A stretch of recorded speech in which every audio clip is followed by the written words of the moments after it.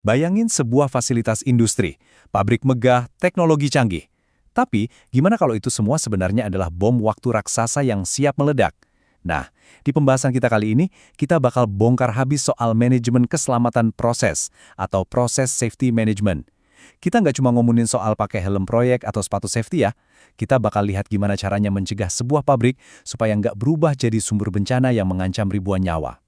Untuk agenda hari ini, kita punya 4 poin utama. Pertama, bedanya keselamatan personal dan keselamatan proses. Kedua, kita tarik pelajaran dari tragedi kelam di Bhopal.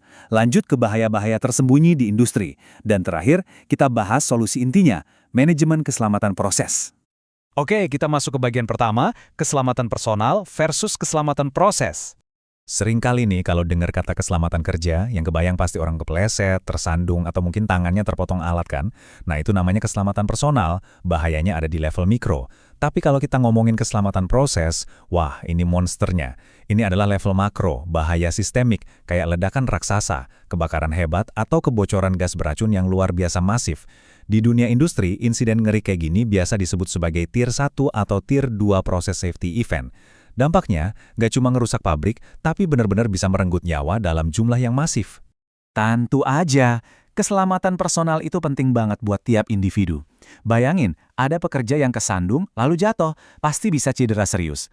Tapi dampaknya itu sangat terlokalisasi, alias cuma di titik itu aja dan menimpa orang itu aja. Risiko harian kayak gini ini biasanya lumayan gampang dikelola pakai metode pencegahan seperti JSA atau Job Safety Analysis. Tapi, coba bandingin sama yang satu ini. Kalau keselamatan proses yang gagal, energi yang dilepaskan itu luar biasa besar. Ibaratnya kayak ngelepasin tenaga monster yang terkurung.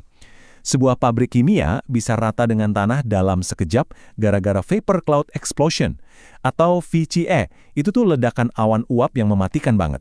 Atau bahaya lainnya ada BLEV, Boiling Liquid Expanding Vapor Explosion. Itu kejadian pas tangki bertekanan pecah berkeping-keping gara-gara panas ekstrim. Kalau udah begini, ledakannya nggak milih-milih korban. Seluruh fasilitas, bahkan perumahan warga di sekitarnya bisa tersapu habis. Nah, ngomong-ngomong soal tersapu habis, kita masuk ke bagian kedua, tragedi Bhopal. Kalau kita jejerin bencana industri terbesar sepanjang sejarah, skala tragedi Bhopal di India ini benar-benar bikin merinding. Kejadiannya di bulan Desember tahun 1984. Ada kebocoran gas super mematikan yang namanya metil isocyanate atau disingkat MIC dari pabrik Union Carbide. Korbannya lebih dari 3.800 orang meninggal dunia dan 100.000 lebih luka-luka. Coba bandingin aja, angka fatalitasnya bahkan jauh melampaui tragedi tumpahan minyak di Deepwater Horizon atau bahkan bencana nuklir Chernobyl sekalipun.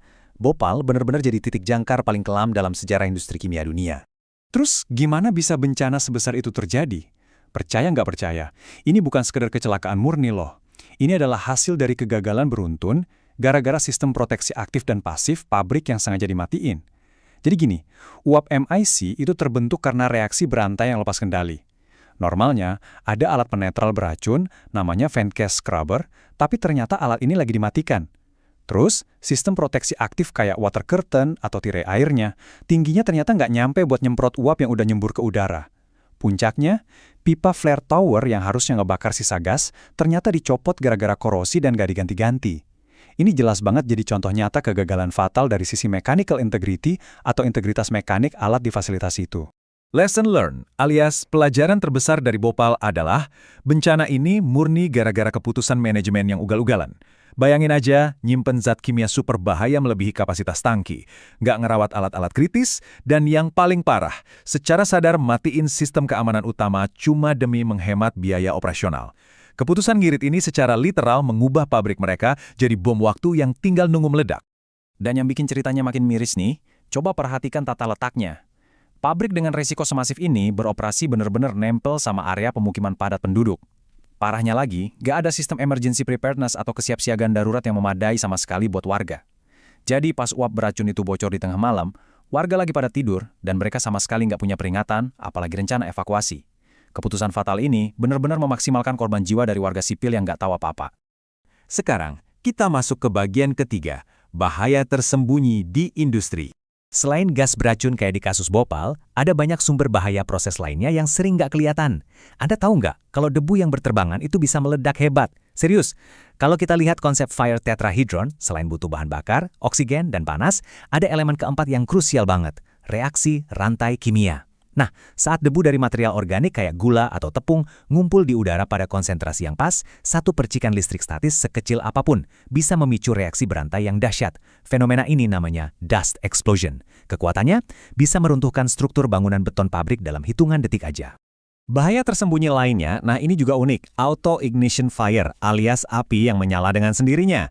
Terasa aneh kan? Tapi tumpukan masif material padat kayak batu bara atau kopra itu diam-diam menghasilkan panas dari dalam lewat proses oksidasi yang lambat. Kalau panasnya terjebak di dalam tumpukan, pelan-pelan suhunya bakar naik sampai akhirnya mencapai titik nyala, dan boom, terbakar dengan sendirinya. Di sistem standar ini masuk ke klasifikasi kebakaran kelas A. Bahayanya, titik panas ini sering nggak kelihatan dari luar, jadi fasilitas butuh banget pengawasan suhu terus-menerus biar nggak kecolongan. Lanjut ke bagian keempat, yang merupakan inti solusi kita, manajemen keselamatan proses. Supaya mimpi buruk industri nggak terulang, institusi kayak OSHA bikin standar kerangka kerja yang namanya Process Safety Management atau PSM. Kata kunci yang paling penting di sini adalah proaktif. Jadi, ini bukan soal gimana kita jago memadamkan api pas pabriknya udah keburu meledak, sama sekali bukan. PSM itu soal usaha keras dari awal banget untuk mengidentifikasi sumber bahaya proses. Tujuannya satu, mencegah terjadinya pelepasan energi atau bahan kimia berbahaya gara-gara alat yang rusak atau prosedur yang salah dijalankan. Buat jadi proaktif, PSM punya beberapa elemen kunci.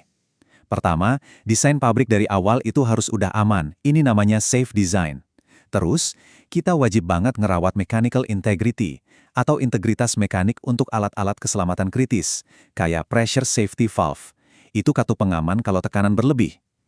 Nggak cuma itu, semua data pabrik atau proses safety information harus selalu akurat. Dan yang krusial, harus selalu siap menguji emergency preparedness atau rencana tanggap darurat. Intinya, sistem proteksi aktif dan pasif itu harus disiapkan dan dirawat bahkan sejak sebelum pabriknya beroperasi penuh. Tapi, sehebat apapun alat dan sistem yang dipasang, ujung tombaknya tetap ada di disiplin operasional. Konsep hitungannya gini. Resiko itu sama dengan kemungkinan dikali konsekuensi. Jadi, buat menekan sekecil mungkin resiko terjadinya tier 1 event atau insiden skala besar, semua operator harus super disiplin memantau sistem. Setiap lapisan pengaman itu harus selalu standby beroperasi dan dirawat tanpa ada kompromi sedetik pun. Nggak ada istilah melonggarkan aturan keselamatan demi mengejar target produksi. Jadi, ini pertanyaan penting buat Anda sebagai penutup. Coba pikirkan tempat kerja Anda atau fasilitas industri di sekitar lingkungan Anda. Apakah operasional harian di sana benar-benar dijalankan dengan sistem proses safety management yang disiplin dan proaktif? Ataukah jangan-jangan selama ini fasilitas itu belum meledak cuma gara-gara lagi beruntung aja? Ingat loh, keberuntungan itu pasti akan habis pada waktunya, tapi manajemen keselamatan proses yang solid itulah yang benar-benar bakal menyelamatkan nyawa kita tiap harinya. Cukup sekian untuk sesi penjelasan kita kali ini, tetap aman dan sampai jumpa!